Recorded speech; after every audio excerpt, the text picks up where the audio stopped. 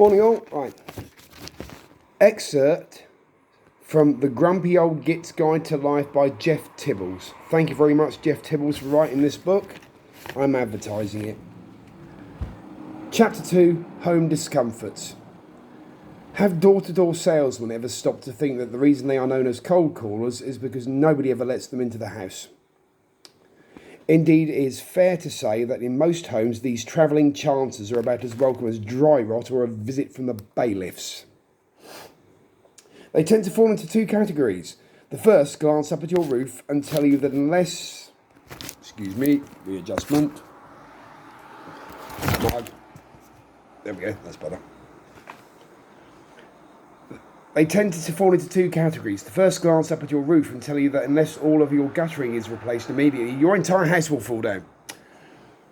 They are easily recognisable by the fact that they could only look more like cowboys if they were wearing spurs and riding a horse. The second are desperate young company salesmen who are long on confidence but short on courtesy, and greet you as pal or fella. Fella? Do I look like I chop trees? Well, I do. They go on to tell you that the new gas boiler or whatever it is they're selling will save you so much money that within 2 years it will pay for itself. So how does that work exactly? Has it got a fucking credit card? He doesn't say the F word, but I just put that in there. The temptation is just to slam the door in their face, but occasionally you sympathise with their thankless task and try to let them down gently by saying, "I'm sorry, this isn't really a convenient time." So then they put you on the spot by asking when would be a convenient time. Now you have to come clean and explain that as things stand, taking everything into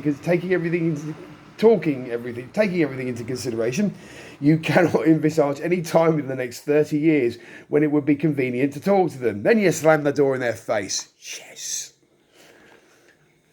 You're sitting in the garden on a pleasant summer afternoon when the peace is disturbed by a fearful din coming from the house next door. 2 weeks ago, it sounded as if he was drilling for oil. Last week, his family appeared to be reenacting the Battle of Britain in their back garden. I'd be joining in on that one. Now he is treating the entire neighbourhood to his CD collection. Why do people think their taste in music is so fucking wonderful that it should be shared with everyone for miles around? I added the F word in again. It's the same with the chavvy boy racers who roar through towns and cities in souped-up cars with the windows wound down. Buildings quake to the relentless thud, thud, thud, which is either the bass from their in-car stereo or the sound of their two brain cells banging into each other. This is a cold read, by the way. You wouldn't mind if it was decent music, but it's never a nice bit of Motown or bagpipes play Hendrix. That's one thing you have to say in favour of Simon Cowell. Nobody ever turns up the volume on any of the songs for which he's been responsible.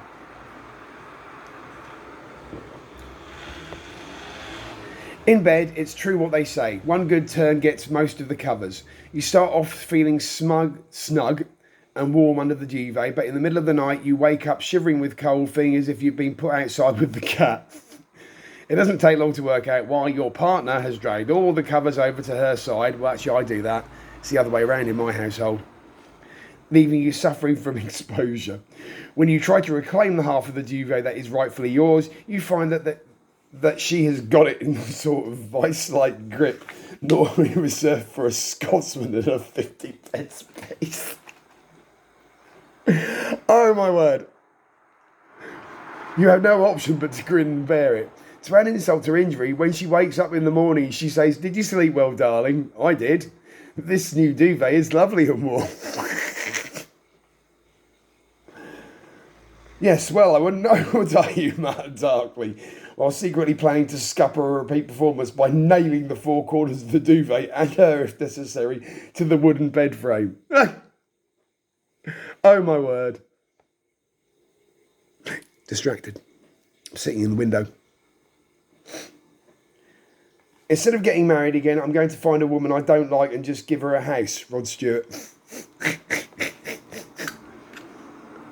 You're sitting at home relaxing in your favourite chair, reading the paper or watching TV, when you first hear that ominous, distinctive buzzing sound.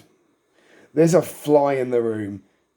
If it would just mind its own business, climbing the curtain or looking out the window, you could happily ignore it, but instead it insists on whirring around your head, occasionally using your leg as a landing pad. You lash out wildly with the newspaper, but the fly is always too quick for you. I want to get one of those electrified tennis rackets again for this. And that's what really grates, being repeatedly outsmarted by an insect. You have a university degree. I don't. I did 2 years of history. I could complete that at some point if I ever had any money. You hold a position of responsibility at work. I'm a carer, unpaid. Actually, I'm not sure in mine and Nicole's relationship who's the carer. Michelle, my partner, is definitely my carer. But with Nicole, we don't have carers. We run wild. She's my adopted little sister. You have raised 2 intelligent children. Never. We'll forget about the third. You passed your driving test first time. 4th. And you have a certificate for the 50 metres breaststroke. I think I do somewhere.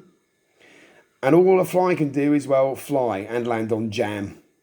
Flies are even lower in the evolutionary chain than Big Brother contestants. And yet they are giving you the runaround. No wonder you hate them. God in his wisdom made the fly and then forgot to tell us why. Ogden Nash.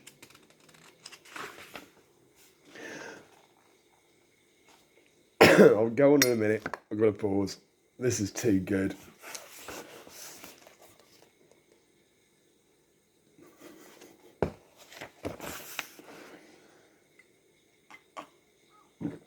Scotch tape or sellotape is one of those everyday commodities that is difficult to imagine living without. It is useful for many things: sticking your thumb to a parcel, sticking to itself so it turns into a huge gummy ball that won't get off your fingers. It can even give you an unexpected leg wax. The only problem is that after you have cut a piece off, the end of the tape is harder to find than the meaning of life. It blends in so effortlessly with the rest of the roll that the sharpest of fingernails or teeth struggle to locate it and prise it away. And if they do, the tape comes off in thin strips that are just about wide enough to bandage the legs of a Barbie doll. Eventually, after much agonising, you manage to peel off all the scraps and with subtle manoeuvring restore the tape to its full width, just as you reach the end of the bloody roll. My wife and I tried to breakfast together, but we had to stop or our marriage would have been wrecked. Winston Churchill. I have mixed feelings about Winston Churchill, I have to say. You probably know why. You've both decided on an early night and things are just starting to get passionate when your partner suddenly leaps out of bed and announces, "Sorry, I've just remembered something I need to add to tomorrow's shopping list." Aggrieved and deflated by the knowledge that she was clearly not concentrating on the matter in hand, hey! You ask on her return to bed, what was so important that it couldn't wait? "Little cocktail sausages," she replies. "I don't know what made me think of them." Bratwurst. Most men hate decorating, if only because there are so many more pleasurable things you could be doing with your time than painting a white ceiling white again. It's such a tedious chore, but in your role as hunter-gatherer, you feel it is your duty to do it, and therefore you are determined to make a good job of it. Unfortunately, fate often conspires against you. It is almost inevitable that within 3 days of your having painted a room, a small blemish will mysteriously appear on one of the walls. It may be a rogue splash of thick paint or a greasy mark, but one thing is certain: it will drive you to distraction. No matter where you stand in the room, your eyes are drawn to it as surely as if it were a photo of a naked Angelina Jolie. No, Eva Green. Or Michelle.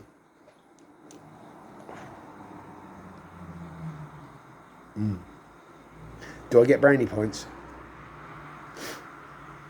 And each time you look at the mark, it seems to get bigger and more unsightly until, in your mind at least, it dominates the entire room. Of course, your wife says it's nothing and tells you to ignore it, but you can't. Knowing there's still some emulsion left in the tin, you gently paint over the offending spot, but by now the rest of the wall has dried to a shade lighter, with the result that your new artwork sticks out like a thumb that is not so much sore as positively throbbing. Positively throbbing. Ooh, my. There's only one thing for it. You head off to the DIY store and paint the whole room all over again. And yes, it's about as much fun as watching paint dry. Let's get one thing straight. Cats are fine, noble creatures. However, they are also blessed with a personality which, if reproduced in humans, would see them locked away in a secure mental unit for a very long time as a danger to the public. You feed them, care for them, give them a home, and how do they repay you? By sinking their claws, teeth, or both into the most tender parts of your body while you're asleep.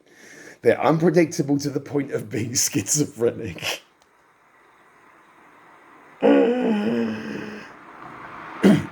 One minute they're purring away happily on your lap. The next, something has startled them and they're running with a lump of your flesh in between their claws. Oh dear God. This is hilarious. And I feel seen. Sort of. Cats also have a nasty habit of coughing up a fur ball into your shoe. Bringing cat food breath into your face late last thing at night. Depositing dead mice on your bed. Inviting over all the other cats in the neighbourhood for a party while you're out. Attacking items of clothing while you're still wearing them. Refusing to get into their cat basket so that you can load them into the car to take them on a holiday. Snip.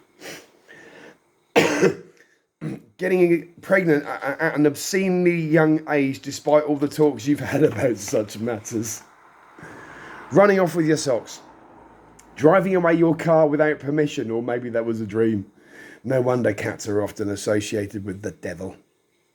Cats are bastards. If cats could find a way to push all the people in the world into an active volcano and still open all the tins of cat food, they would. David Quantick. And we will leave it there because I am creasing up.